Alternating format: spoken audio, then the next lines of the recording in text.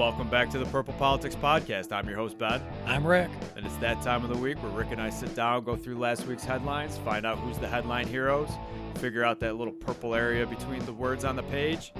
This week, I'd like to take a moment. We're always talking about how important trade schools are. We talk our kids out of going to them because we think colleges are better.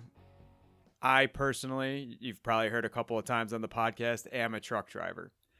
Recently, I have been lucky enough to be offered a job with another company. I'm not going to say any names today, but this other company drives a different type of tractor than I'm used to and that I've been driving. My company's been driving the same tractor for the last 5 years. So I called up NTTS, fully willing to pay them money to retrade me on this other tractor, and they just took me in. Wow. And they were willing to do it for free because I went through there. NTTS is National Tractor Trailer School out of Liverpool, New York, and Buffalo, New York. So if you're looking for a great career, that might be some place to look. But yeah, that's the place to go. That's where everybody goes. 6 years later, and they still have me on file, and they're like, just come right in. We'll do whatever we got to do to help you out. They worked extra hard to help me out. I can't thank them enough. So I just wanted to take a moment at the beginning of the podcast, promote trade schools, and a little free promotion for NTTS. Wow. So, sticking in the local area, this week, a 12-year-old sixth grade student from Grant Middle School named James Springer III was shot and killed on the north side of Syracuse. Yeah, this is heartbreaking right here. Absolutely. Things like this should not happen in society.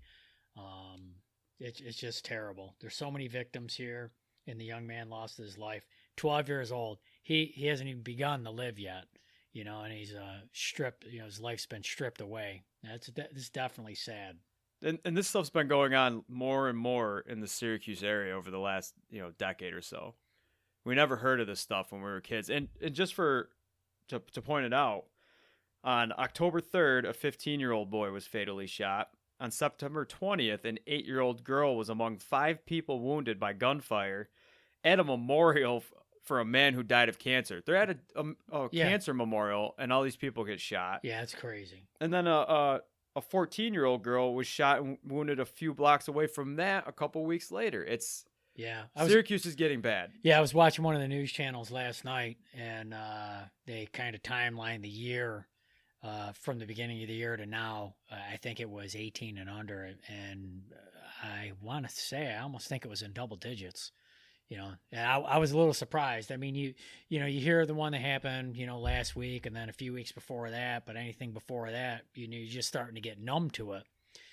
There's no reason children should be dying in the street from being stabbed, gunfire, be it, they're being shot at or somebody's just, spraying the area with gunfire.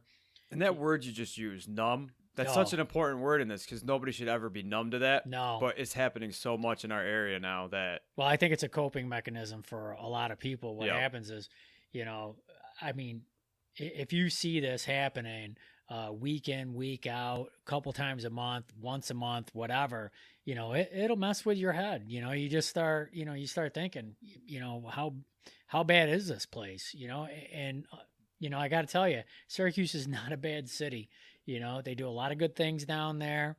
The leadership has done a good job, politically speaking, for the Syracuse and Syracuse area. And I believe Mayor Ben Walsh, every time I hear him speak or when he was running, I liked what he had to say.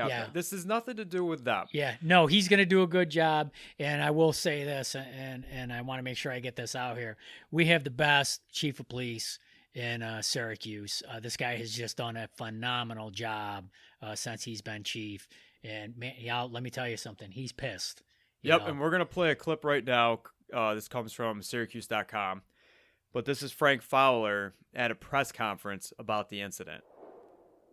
There were some things that occurred in that neighborhood and the days leading up to this that we weren't aware of. Had folks in that neighborhood called the police, we would have been able to intervene. Now, I'm not saying that we would have saved this child's life, but I'm saying to you that I would love to have had a chance to save this child's life.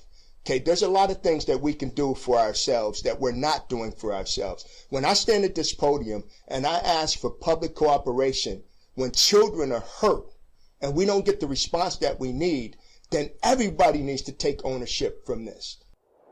Now you can hear right in what he says, just the passion. And all he's asking for people to do, and he doesn't go into detail. Just do the right thing. That's all he's saying. Just do the right thing. I mean, if that was your child out there, 12 years old. But he's saying that there's information out there that people knew about ahead of time that could have stopped this, and nobody called in. And I get we live in this society where don't snitch, and we pretend like we're all afraid of cops because all cops are bad. Yeah. That's not the case. And like Frank Fowler says, Mr. Fowler says, he goes, and this is a quote, "Had folks in the neighborhood just called police, we would have been able to intervene."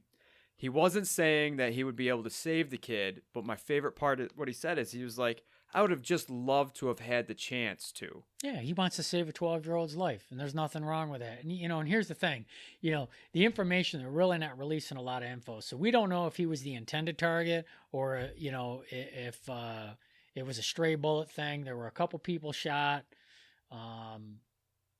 But this is how bad it gets. So the next night they're doing like a candle vigil for the boy. Yeah. And they said it was going to start, and I forget the time, but we'll say 9:30. I think it was 6:30. Or 6:30, yeah. And people showed up at 6. Yeah. And by 6:24, people are running down the streets because somebody's brandishing a weapon. It's like, what are you doing? Yeah, it's disgusting, I think we're at a time where I know everybody is showing all these videos of police brutality, but what Mr. Fowler just said right there, and the way, and I'm going to put the whole video on our purplepoliticspodcast.com so you can check it out there, and you can just see how passionate he is. And it's not, I don't want to say it's anger, which I'm sure he's upset, but I think it's just how much he wants to fix his city, because this is his city.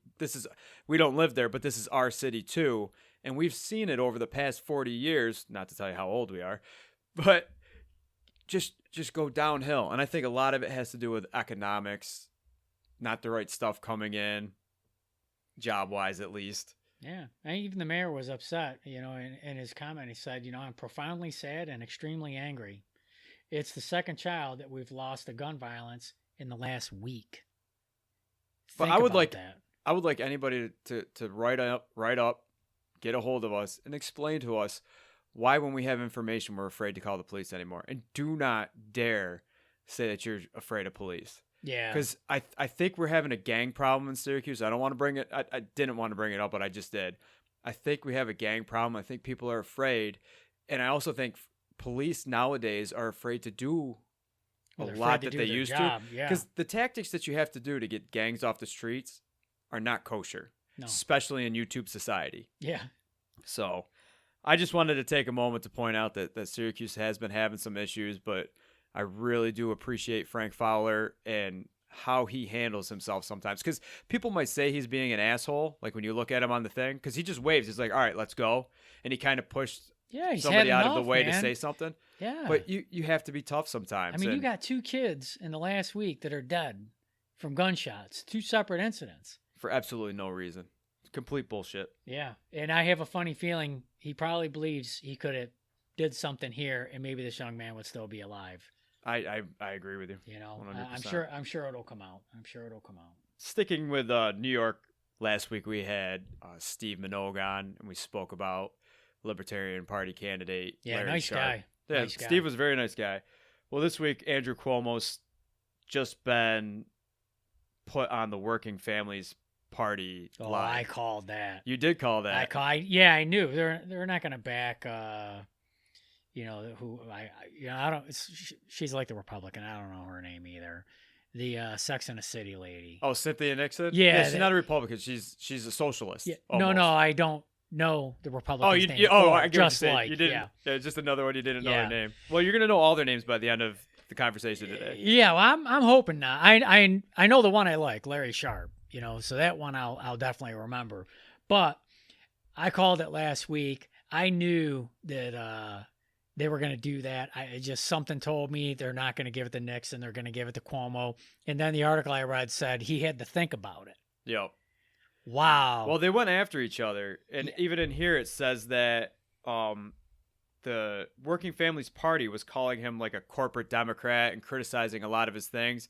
And when they did finally say that they were going to back Cynthia Nixon, a couple of their their corporate donors or whatever, they left the Working Families Party. and then Cuomo was like praising them and stuff. But the truth is, so I was wondering, because to me, when we were talking about it last week, it just seems like party politics at its best. Oh, 100%. One Democrat's out and the other one's in. Yeah. So I looked into it a little bit, and the reason that they did this, all right, so partly is Cynthia Nixon said, because they were going to just keep her on, because and here's the problem. They need 50,000 votes in every election to keep themselves on for the next couple of years. Right. So they knew by keeping Cynthia Nixon on that they'd get at least the 50,000 votes, because I believe she got like 400 or 500,000 just in general. Yeah. So they could have left her on as a write-in or just as their own party candidate and probably still gotten their 50,000. But now you're playing a game. So it's not politics. It's not trying to do what's best for the citizens or the working party or the working families that you say you represent. Yeah. It's now keeping your name on the ballot so that you can get more donations. And now you back the guy that you've just been criticizing. Yeah. You say you hate, but you gotta do it so that you can get the votes. And there's really nobody else that you can back, because libertarians are going for the working parties, the working family parties, because isn't working family parties all like unions? Don't they back the unions, and aren't libertarians against the unions? I may have this absolutely wrong. We're still learning about libertarians. I don't know if libertarians are against unions. Unions are, designed to help the worker, obviously the people. Yeah. So, maybe that is. Yeah, well, Molinaro's not going to go for it. I doubt Minor was going for it. Oh, no. I doubt Minor's going to get the 50,000 votes you need. Yeah. Molinaro, he's the Republican guy, yeah? Yep. Well, all he's going to do is he's going to come up here and pretend he's running for governor, and he's just going to go back to what kind? Oh, he's from Dutchess counties, and he's got to be reelected into his normal position. And this guy, I think, talk about career politicians, if my research is right, I think that's all this guy's ever done since 18 or 19. He's been in politics, so, the whole thing's a show. And the New York Times, in an article, they brought up that the party might have been worried that pissing off the governor would have been bad, because the governor holds grudges. And as we just said, like, people pulled out of the Working Families Party.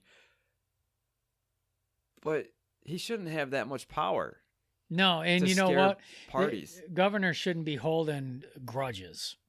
They should be impartial to everything. You should be just doing what's best for your people. But this is how this bullshit works in New York. See, it's already stacked. Yep. So, you got the Democrat, Cuomo. He's obviously rerunning for his seat. They're not going to challenge him with another Democrat. So that's out. So you got your independent, which I think she's a local from here. Was that Stephanie Minor? I think it might be independent Stephanie candidate Minor. Stephanie Minor. And another one is Cynthia Nixon.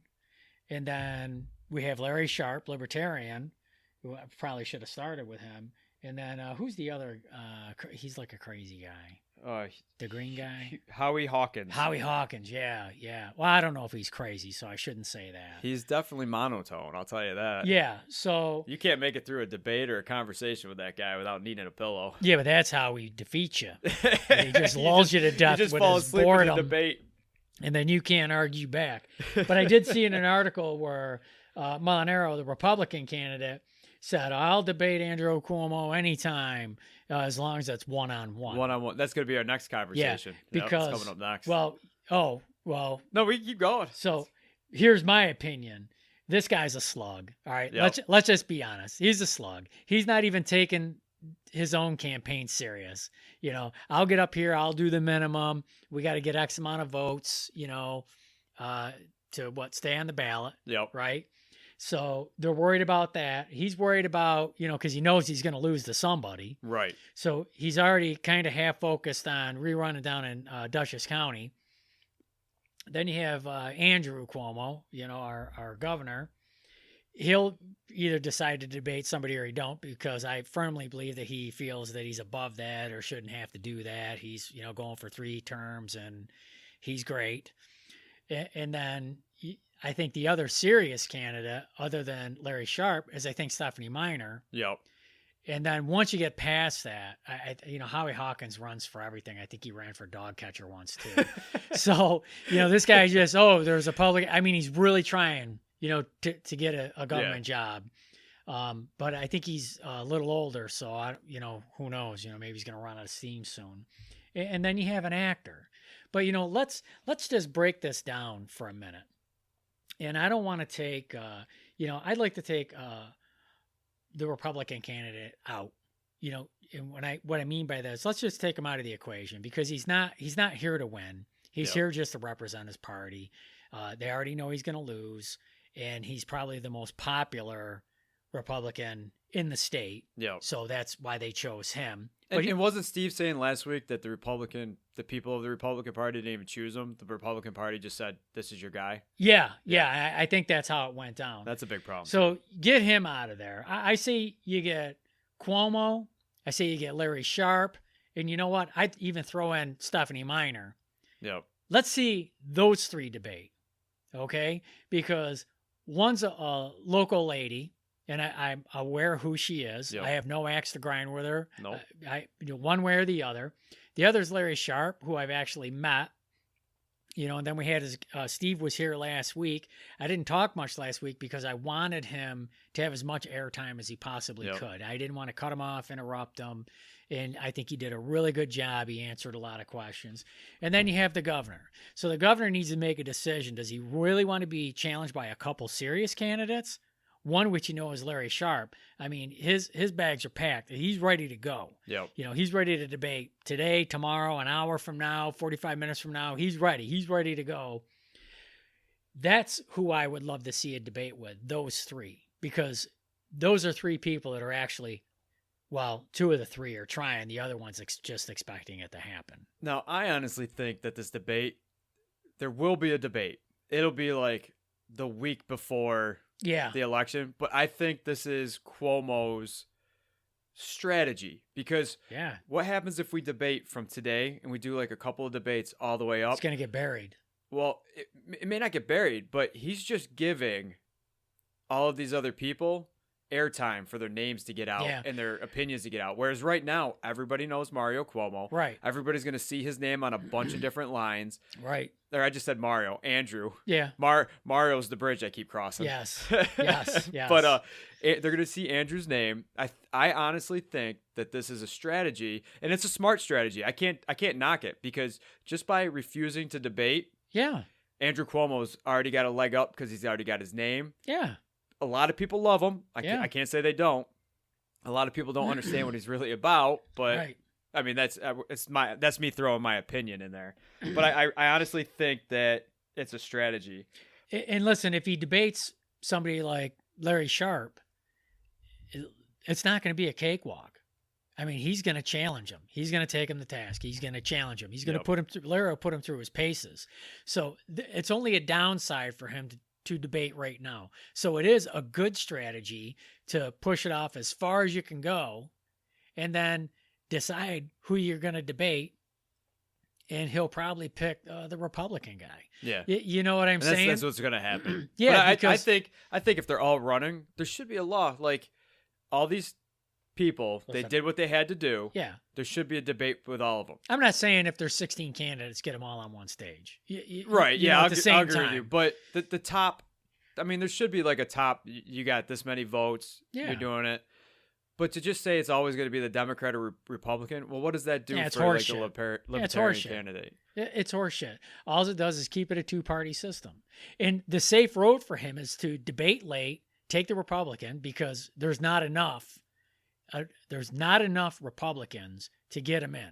But then he could still say, I debated him. Yeah. So, there's no loss there. Even if Molinaro catches him on a few things, it's not going to have a heavy impact.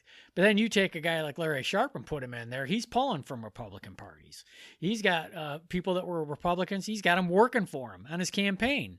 He's going to get Democrats. He's going to get independent voters. He's going to gather a bunch of people. He's the most dangerous for Cuomo to debate.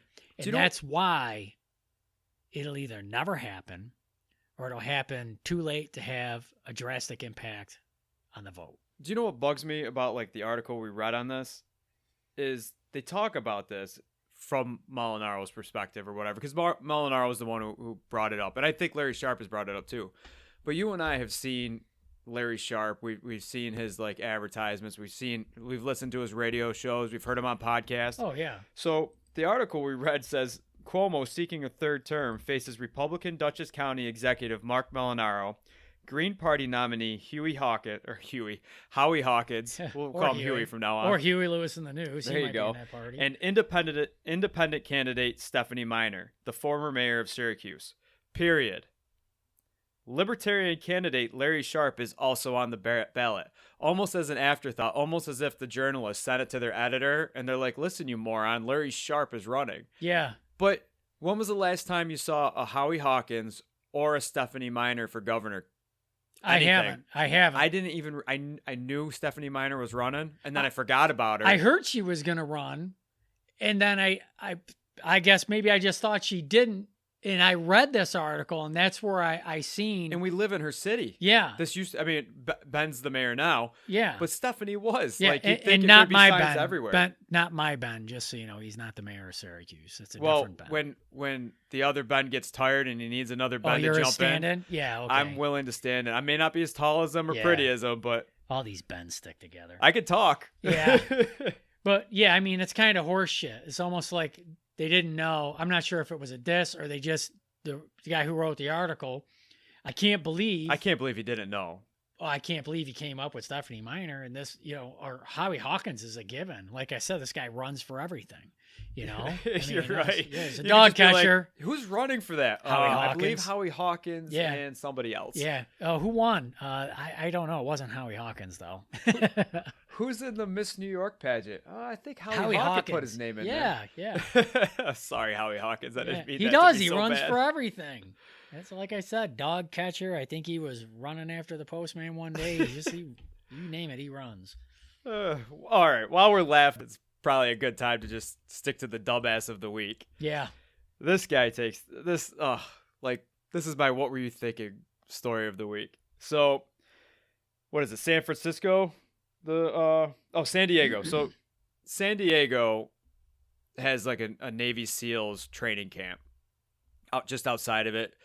The Navy SEALs are on the beach. They're doing their training, and these are like, as far as I'm concerned, some of the toughest of the tough that we have. Yeah, I got a couple buddies in the Navy. Yeah, I've met some. I got basically a son in the Navy. Yeah, and they're crazy and crazier. These are tough guys. You know what I'm saying? They're training. They're just trying to become a Navy SEAL, and some stupid schmuck is standing there with a pellet gun, like hunkered down. I think it was like a replica gun, and he's shooting at the Navy SEALs. Like, why are you shooting pellets at a Navy SEAL? Why would you shoot a pellet gun at anybody? And the best thing is this dumbass, what was his name? I know the last name's Weaver. That's Scott Douglas Weaver. Oh, okay. Why do they always put the middle name out there? He's not a serial killer. Serial killers get 3 names. This guy does not deserve to have all 3 names used. I bet you this guy should deserve to have 3 names, because they found Scott Douglas Weaver, a 47-year-old man, because the Navy SEAls they called the police. The guy's 47. I would expect this from 20-year-old at most. Yeah. 21, you're back in the asshole. So you're Navy SEAL. They basically drowned you. I know it's probably a myth. They know how. I don't think it is. I think Navy SEAL training is probably the toughest training on the planet. Sorry to the other, special forces units out there. No disrespect, but these guys know how to kill everybody in every different way with a thumb. I worked with a Navy SEAL, and his name's Rick as well. Yeah. And I mean, he's like my size, and these guys are tough, man. Look at you talking yourself up. His name's Rick, and he's my size. Yeah, these guys Next thing you know, you're gonna have your picture held up. It looks like this guy. Yeah, it looks like this guy here. These guys are tough. They're crazy. Crazy in a good way. And I certainly would not fire at a Navy SEAL with a pellet gun, any gun, air gun, a pop gun. Yeah. These guys could wreck you real quick. But they went and they called the police, just like they should. Yeah. They know what they're doing. They're not going after American citizens.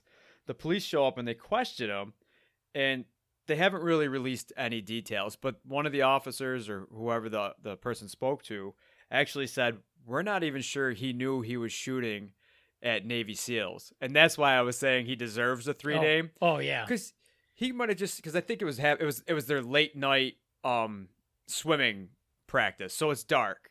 This guy's just shooting at people on the beach. How do you know it's not teenagers? I mean, obviously you can hear screaming and stuff. Yeah. But he doesn't even know who he's shooting at. That's a 47-year-old man shooting at people with a pellet gun. That's pretty crazy. Yeah, I got to give a shout out to my guys, Papa Squid and Ram. Navy guys, great guys. But the San Diego police, they ended up arresting Weaver for assault with a deadly weapon, threats, brandishing a replica firearm, and obstruction. I just can't get over the fact that he didn't know. This is a guy who he that was should take a shooting at. 55-gallon drum, put it over the top of his head. Somebody should grab a sledgehammer, Just and start they should pounding. just start pounding on the barrel till the guy passes out, and then take him to jail. I mean, what an idiot. Underneath all these articles, there's usually like comments and stuff, and we always go through them, and usually there's nothing really to Yeah, to sometimes talk there's about. some good stuff down in there. But we had two today. The first one was that guy could have had a real firearm. They would have been sitting ducks. SEALs should train with live ammo. Weapons-free men. Shut up, dude. They should Yeah. not be training with live ammo. You're just being an idiot. Yeah, and I'm thinking this guy should wrap himself up in bubble wrap and just be very careful. He sounds like he's a danger. to He's one of himself. those people that just likes to start shit on the internet. Yeah. Oh, absolutely. But Starting some luckily, trash. there was a more intelligent comment below. What has become of the American people? We need our men and women to know that they are willing to sacrifice their lives for us. They shouldn't be attacked in their own country while training for the Navy. And that's what I picked out of the story myself, is these people, they're going through all this training. It's painful training. It's scary training. Yeah. They get hurt, and then they go overseas, and then they die for us. But while they're home training, some dipshit is shooting them with a pellet gun for whatever reason. Oh, anti-war, anti-this. Yeah. They're not the ones sending these guys to war. Yeah. And don't you dare for 1 minute tell me, well, if they didn't become soldiers, they wouldn't go to war. Well, if they didn't become soldiers, Putin would be running America Yeah, right you'd now. be speaking Russian. Yeah, so shut up. Yeah, you heard him. Shut up. Shut up. I'm getting serious with my shut ups. Trying to cut myself on the F-bombs. Yeah, I mean, how dumb do you got to be to attack a Navy SEAL? You know, like really with a pellet gun. I mean, you're just gonna. They eat pellets for breakfast. Yeah, I mean, these guys are already tired. They're beat up. They're beat down, and they got some jackass shooting at him with a pellet gun. Yeah. It's a good thing for him they did call the cops, because I could see him stuffing that pellet gun somewhere where it really doesn't belong. And it could have been really bad for this guy. Well, at least the Navy SEALs are smart enough to know exactly what would happen when that happened. Yeah, because, for sure. Oh, lawsuits, and it'd be all over the news. Yeah. Like, this was buried. I don't even know how I found it. Yeah, he'd be a victim. Next thing you know, he's suing the government. The guy gets $14 million. And then next thing you know, he gets caught shoplifting Starburst at the corner market. You know, that's how. Why it you got to usually bring works down out. Starburst? You know, I like Starburst. Starburst like me. By the way, this is not a commercial for Starburst. And Starburst, if you're listening, just send be. free. Yeah, it could be, and just send free Starburst. So normally we stick to America, but I really like the story. I'm sure everybody's already heard this story. I'm going to talk about it anyways. The artist Banksy was able to hide a shredder in an art piece of his that went up for auction. And right as the person finished the bid and they hit sold, Yeah. things start shredding. Oh man, I'd be pissed. And the person spent $1.4 million, and then could you imagine that? 1.4 million over here sold, and it just shreds. But the good news is for the buyer is they just reappraised doubled. it. Yeah, They it just reappraised it, and it's worth twice as much. Well, I think that's even part. So there's another funny side because that's kind of funny too, because Banksy does all this stuff as like an anti-art establishment thing. Yeah. And he just contributes to it because that just became the act of it shredding became an art form in itself. It's like when you go, and I heard about an art gallery where a guy just stood there with glasses on staring at a floor for 6 hours. Right. And people kept coming in just to watch him stare at a floor. That's not art. No. But what Banksy did, it made a statement. The original piece was art. It was a very nice picture. I mean, it's just a girl holding balloons, Right. but I'm sure it represented something that my Neanderthal brain wasn't getting. And Banksy's one of those behind the scenes guys. I'm not sure they actually know exactly who he is. They may now, but he was tagging buildings and stuff, and he had a message, and he was going against the art establishment. But, well, he just contributed to it. And the person who won the bid says, you know what? I will end up paying that 1.4. Oh, the look on their faces was oh yeah, that precious. Video was great. Precious. One person smirked, and the others were like, is that really happening right now? Could you imagine that?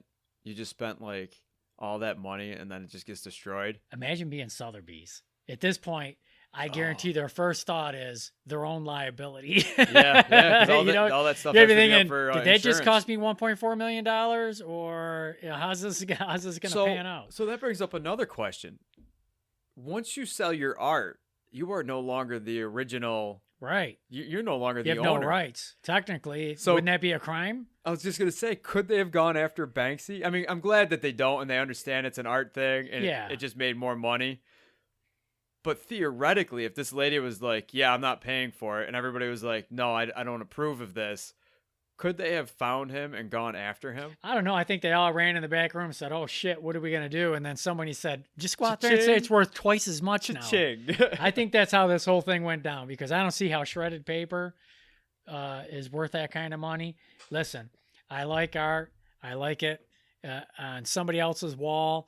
If I was a billionaire, my walls would not have 1.4 million, 1 point any kind of $1 million worth of art on the walls. It's just not me. So there's a couple pictures I've seen out there that if I was super wealthy, they'd be hanging in my house. All right, well, Christmas is coming, and I'm your guy. So you get me that paint? I'll send you the link. No, it's what I want. Oh, so I'm just whichever telling you, one I wanted. Yeah, whichever one you wanted is the one I want.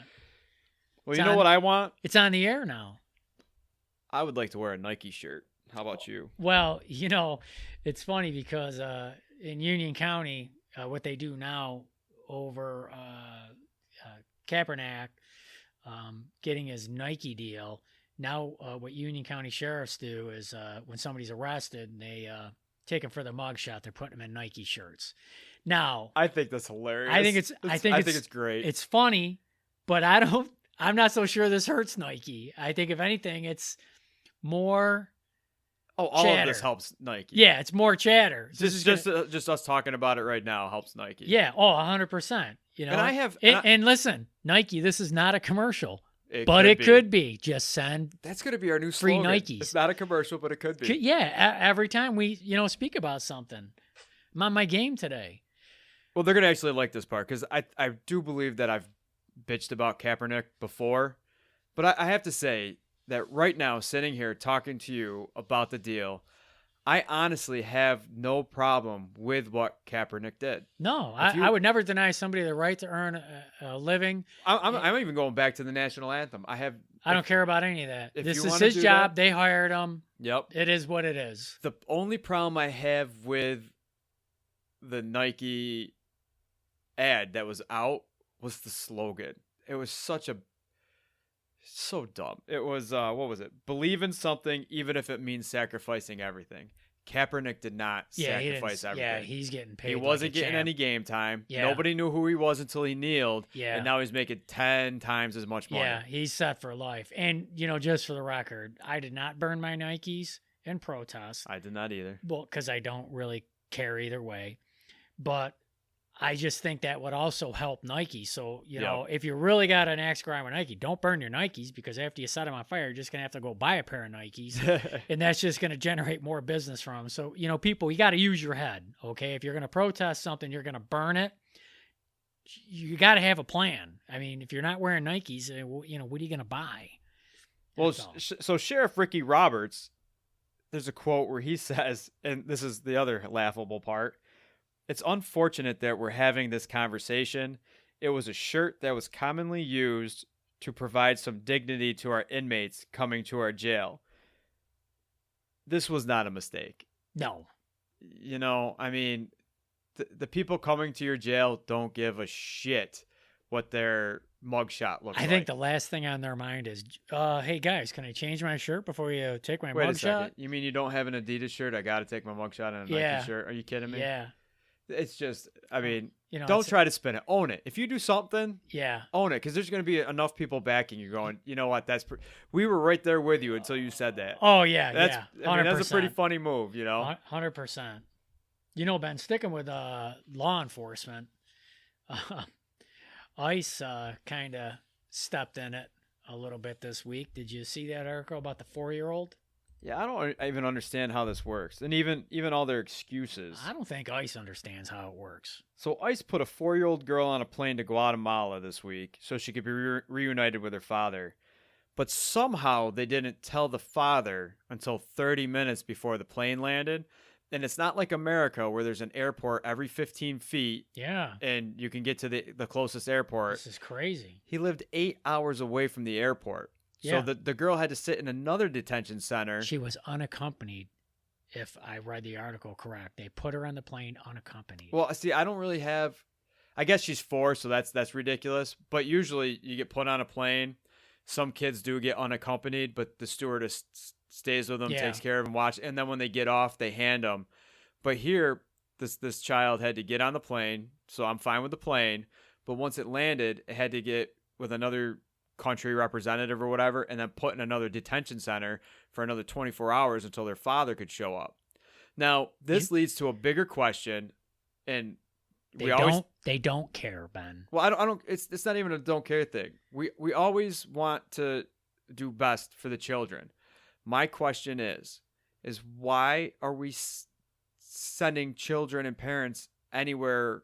Like, why do we separate them? There is no need to separate the parents. And if the father's getting deported, and it doesn't say anything about the mother, so I don't know if the mother's still up here and they thought that the mother would be staying with the child. I have no idea. But I'm just assuming that both parents or the father's the only parent available is in Guatemala. Why didn't the child get sent back to Guatemala with their father? What possible excuse do you have for keeping a 4-year-old here when the father's in Guatemala? It's crazy. You're just going to put him in an orphanage? Was that your game plan? Yeah. That makes no sense. Imagine how scared that 4-year-old was. Absolutely. You know, the children are innocent. It doesn't matter. You know, it's whatever the parents do, whatever the parents do. But, you know, the children shouldn't suffer for it. Never. You know, and put that child on a plane and somebody from ICE can't, you know, be concerned enough to call the father, or, you know, if the guy lived 8 hours away, why wasn't there some communication between ICE and the father saying, hey, we're going to ship your daughter back. She's going to be on this flight on this day. At least the father can plan if he's got to travel 8 hours to get there to meet her, whatever. They don't care. They just, so here's their job was over when they put the child on a plane, close the door. Well, here's the thing with that. Here's their excuse on that.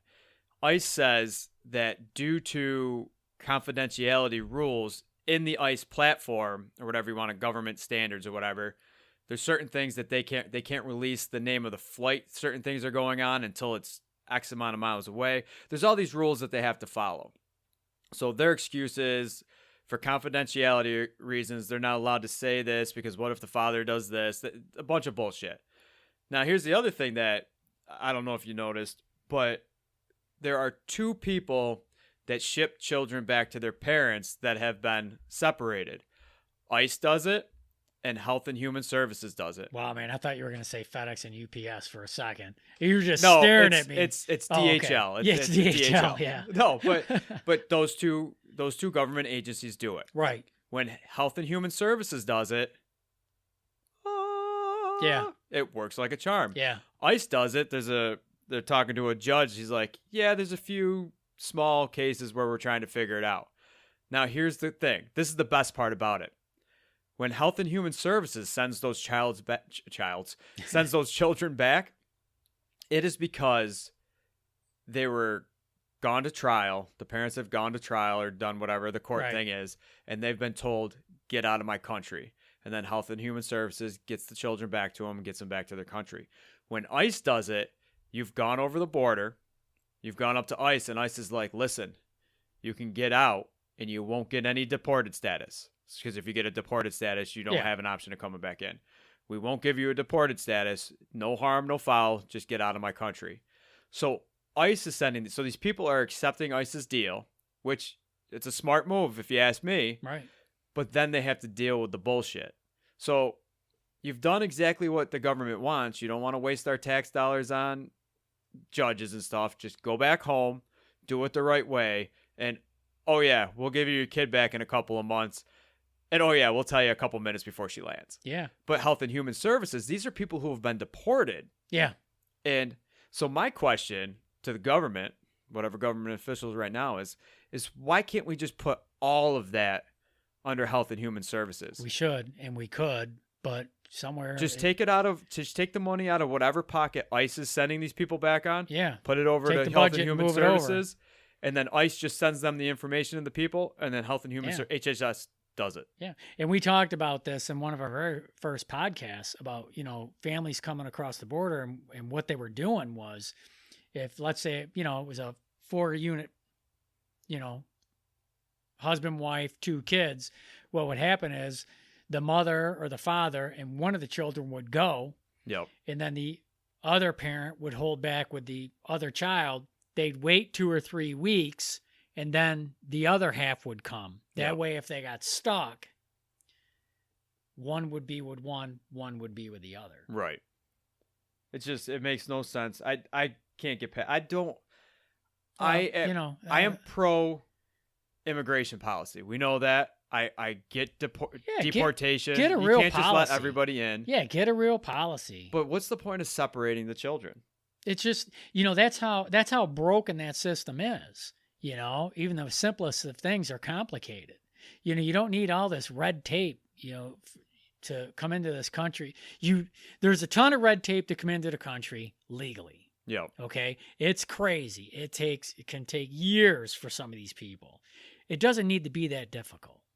It really doesn't. It doesn't need to be that difficult, but I am one of those people that says not everybody should be allowed to come to America. I don't disagree with you. Just like other countries will not let us go there. Yeah. I mean, you look at other countries, what they do to people that cross the border illegally and sneak into their country. A lot of countries, it's death. Yep. And other things. And I get that we're better than that, but even well, countries. I'm not saying no confusion here. So and I know you don't think right. this, I don't want anybody to think I'm saying there should be a death penalty. But even countries that we feel, and I know America is superior to everybody, but even countries that we feel are on the same level. Yeah. They treat immigration differently. That Canada treats it differently and then they fucking yell at us for it. Yeah, and Canada's not easy. I mean, if you know what, I don't mean to change the topic. I was just reading it. I didn't print out the article for you, but it was just a mind blown to me. So Canada, I think their government pension plan, billions of dollars. Do you know what they make their money off of? No. The companies that deal with our deportations and housing all our criminals. Wow. The same things that Trudeau, is that his name, Trudeau? Yeah, I think so. The same thing that Prime Minister up there is like, I can't believe you do that. Well, you better hope we keep doing that because that's paying for your pension. Yeah. And I think if you want to go into Canada, you got to have some cash. I forget. I know I researched this. Unless you're a criminal. But if you want to legally go there and you got to have, you got to show that you have some coin. Yep. You can't just show up like a hobo with your Most shirt countries wrapped around want the you stick. to be a contributor to their country. Well, they don't want another here. burden. Yeah. And that's my thing. You need to be able to prove of how you, I mean, I get it. We're all on stolen land. There isn't a person 100%. alive that isn't on a piece of property that wasn't stolen from another person at some point in history. Oh, yeah. Britons stole the land from the Indians, and now we call ourselves Americans. Yeah. Then you got the Vikings. They killed all the Vikings, and I mean, even Persia and all that. Everything migrates. Oh, for sure. Unless you're the one person, the one line in Africa that we all descended from, we have stolen land from someone or something, and even there we did. Yeah. But you just can't let people in when you're in a society like ours, because we can't afford it. You can't say that enough. We can't. You can empathize with all these people. We cannot afford to pay for all these people. So if we don't have enough jobs for them, if they don't have a way to provide for themselves, if they're just trying to leave a country that they're not willing to fight for, and I get it, that's a hard sell. But You know what's weird is they come here and they'll join the military. But here's the and other then they'll option. get deported. Why aren't other countries saying, you know what? We get that they're refugees. We get that they want refugee status. We get that you can't take them all. Have them come into America, and then we'll take some. We'll take some. We'll take some. They never say that. Right. They just yell at us for how we deport. Yeah. Give us some of your land. Yeah. I'm there. Open up some of that frozen land in Canada that you have protected. It's protected land. You got all that protected land in Canada. No, we got to rape the oil out of that later on. We can't do that. Yeah, we're saving that for when the Middle East is done. Yeah, we're saving that. As soon as we drain the Middle East, we'll start in those Canadian oil fields next. I just love how we're always the assholes, but then you really think about it for a second, and it's like all these people yell at you, and they don't offer. Yeah, like they have no solution. You shouldn't do this. They just They just want themselves to look better. Yeah, absolutely. Well, we want ourselves to look better too. So if you wouldn't mind stopping by iTunes Store or Stitcher or wherever you found the podcast and leaving us a 5-star review if you enjoyed the program. Reviews are such an important way to help out any project, artistic, podcast. You read a book, leave a review. You listen to a song, leave a review, because nobody knows if they're doing well. Nobody knows if they're enjoying your project. Right. And it could lead to funding, just all sorts of stuff. So yeah, please leave a 5-star review. Leave us a comment on purplepoliticspodcast.com. You can find us on Facebook at Politically Purple, Twitter at Rick and Ben. Let us know what you think. Let us know what you want to hear more of. And I'm your host, Ben. I'm Rick. And we'll talk to you again next week. Papa Squid? Yeah, Papa Squid. Met his cousin, Papa Squad. I'm leaving that in. Oh, that's fine. He'll laugh. He's got a great sense of humor. He laughs at all my jokes. Ram doesn't laugh at my jokes, but Papa Squid definitely.